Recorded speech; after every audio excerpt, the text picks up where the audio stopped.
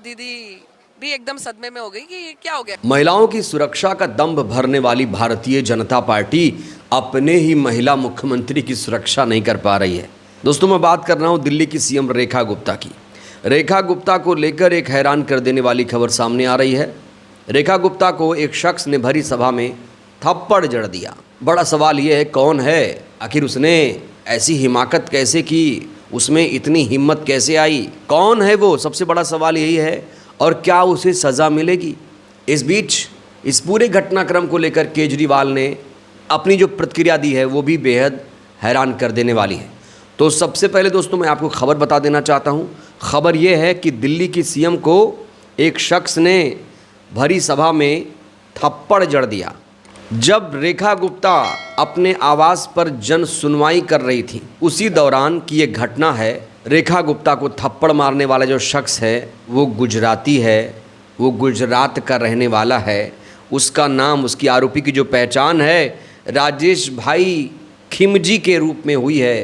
राजेश भाई खिमजी गुजरात का रहने वाला है और एक गुजराती ने ही दिल्ली की मुख्यमंत्री को थप्पड़ मारने का दुस्साहस किया है। दोस्तों, आरोपी की उम्र 35 साल बताई जा रही है। कहा जा रहा है आरोपी रेखा गुप्ता से कुछ पूछ रहा था, रेखा गुप्ता जवाब नहीं दे रही थी, इसलिए वो नाराज़ हो गया और उसने पहले हाथ खींचा और फिर भरी सभा में थप्पड़ जड़ दिया। और जब थप्पड़ जड़ा तो रेखा गुप्ता बेहोश हो गई, ऐसी भी जानकारी मिल रही है। इस घटना के दौरान जो चश्मदीद वहाँ मौजूद हैं वो बता रहे हैं कि जैसे ही गुजराती राजेश भाई खिमजी ने थप्पड़ जड़ा, रेखा गुप्ता तुरंत बेहोश हो गई, सदमे में चली गई, क्योंकि उनके आत्मसम्मान पर यह हमला था। और इस घटना ने महिलाओं की सुरक्षा व्यवस्था पर दोस्तों एक सवाल खड़े कर दिए हैं।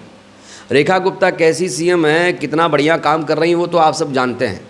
रेखा गुप्ता की जो हिस्ट्री आप निकालेंगे तो आपको पता चलेगा कि ये जेएनयू को बंद कराने की बात करती थी, ये केजरीवाल पर पर्सनल अटैक करती थी, माँ बहन की गाली देती थी, इनको गालीबाज मुख्यमंत्री भी कहा जाता है। ये अपनी जगह है, लेकिन एक महिला पर थप्पड़ मारना ये अपने आप में एक शर्मनाक कृत्य है।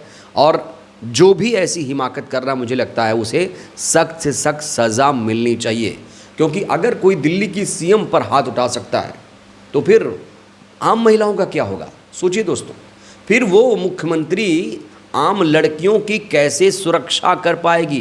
तो दिल्ली की सुरक्षा व्यवस्था पर ये बहुत बड़ा सवाल है। और एक गुजराती आता है जिसे अब कहा जा रहा है कि वो घुसपैठिया, कुछ लोग उसे बता रहे हैं घुसपैठिया, उसे बताया जा रहा है कि वो घुसपैठिया था और वो अचानक थप्पड़ मारकर चला गया। भाई क्या दुश्मनी थी रेखा गुप्ता से घुसपैठिए गुजराती की? गुजराती कोई थप्पड़ क्यों मार रहा है, ये बड़ा सवाल है दोस्तों। इस घटना के दौरान जो चश्मदीद थे वो बड़े बड़े खुलासे कर रहे हैं। कहा जा रहा है कि जनसुनवाई के दौरान कई और लोग भी सीएम आवास पर मौजूद थे। इसी दौरान सीएम रेखा गुप्ता पर यह हमला हुआ। एक चश्मदीद के मुताबिक रेखा गुप्ता पर हमला करने वाले शख्स ने पहले उन्हें अपनी समस्या बताने की कोशिश की। जब रेखा गुप्ता उसकी बात नहीं सुन रही थी तो उसी दौरान आरोपी शख्स ने, गुजराती आरोपी ने उनको थप्पड़ जड़ दिया। एक और खुलासा हुआ है हैरान कर देने वाला। जो प्रत्यक्षदर्शी हैं, जो चश्मदीद हैं, जिन्होंने ये घटना देखी है, वहाँ मौजूद लोगों ने चौंकाने वाला खुलासा किया है। एक अंजलि नाम की चश्मदीद है, बता रही हैं कि ये पूरी तरह से गलत है। जनसुनवाई हर नागरिक का हक है। अगर कोई घुसपैठिया सीएम को थप्पड़ मार सकता है तो ये बहुत गलत बात है। मैं वहाँ थी, वो व्यक्ति कुछ बोल रहा था और अचानक उसने थप्पड़ जड़ दिया। पुलिस उसे तुरंत ले गई है।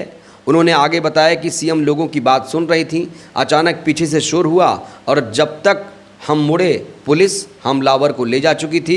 रेखा गुप्ता पूरी तरीके से सदमे में है।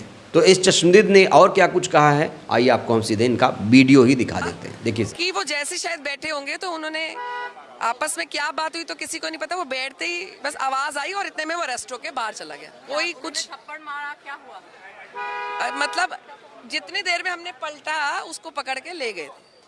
क्या तो आप आवाज? हाँ जी, हाँ। तो एक अटैक तो किया ही, जैसे एक करने करा तो उन्होंने, पुलिस वालों ने उसको उठा के ले गए और दीदी भी एकदम सदमे में हो गई कि ये क्या हो गया एकदम से। तो यहाँ आरोपी को घुसपैठिया कहा जा रहा है, घुसपैठिए की संज्ञा दी जा रही है क्योंकि वो गुजरात का रहने वाला है। बड़ा सवाल ये है कि गुजरात से उसको यहाँ किसने भेजा और क्या वाकई वो सीएम रेखा गुप्ता को मारने ही आया था और अगर मुख्यमंत्री पर भरी सभा में हमला होता है तो पुलिस क्या कर रही थी? गृह मंत्रालय के अंदर दिल्ली पुलिस आती है दोस्तों। अमित शाह की पुलिस आखिर क्या कर रही थी, ये बड़ा सवाल है। इस पूरी घटना के बाद वैसे सोशल मीडिया में केजरीवाल साहब की बहुत सारी तस्वीरें वायरल की जा रही हैं। लोग कह रहे हैं कि जो केजरीवाल है बहुत खुश हो गए होंगे। इस तरह की तस्वीरें वायरल की जा रही हैं कि भैया केजरीवाल की तो बल्ले बल्ले, केजरीवाल की बात तो सही हो गई, आज तो केजरीवाल का दिन बन गया। इस तरह की बातें सोशल मीडिया पर हो रही हैं। लेकिन क्या केजरीवाल भी खुश हैं? उन्होंने एक प्रतिक्रिया दी है इस पूरी घटनाक्रम को लेकर। उन्होंने लिखा है कि दिल्ली की मुख्यमंत्री रेखा गुप्ता पर हुआ हमला बेहद निंदनीय है। लोकतांत्रिक व्यवस्था में विचारों का मतभेद और विरोध स्वीकार्य है, लेकिन हिंसा के लिए कोई स्थान नहीं हो सकता।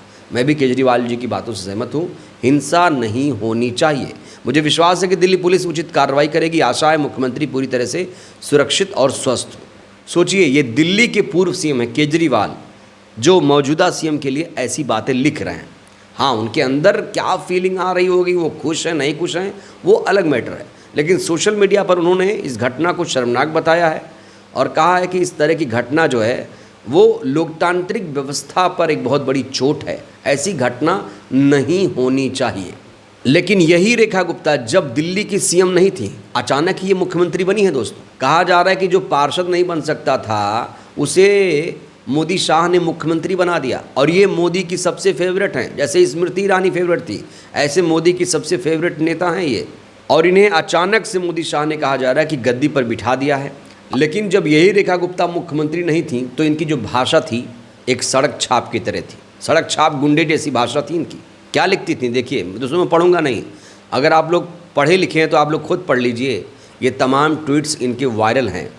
इनका ट्वीट इतना गंदा है कि मैं इसे पढ़ भी नहीं सकता। हालांकि ये ट्वीट इन्होंने डिलीट कर दिया, जैसे मुख्यमंत्री बनी तमाम गाली वाले ट्वीट डिलीट कर दिए।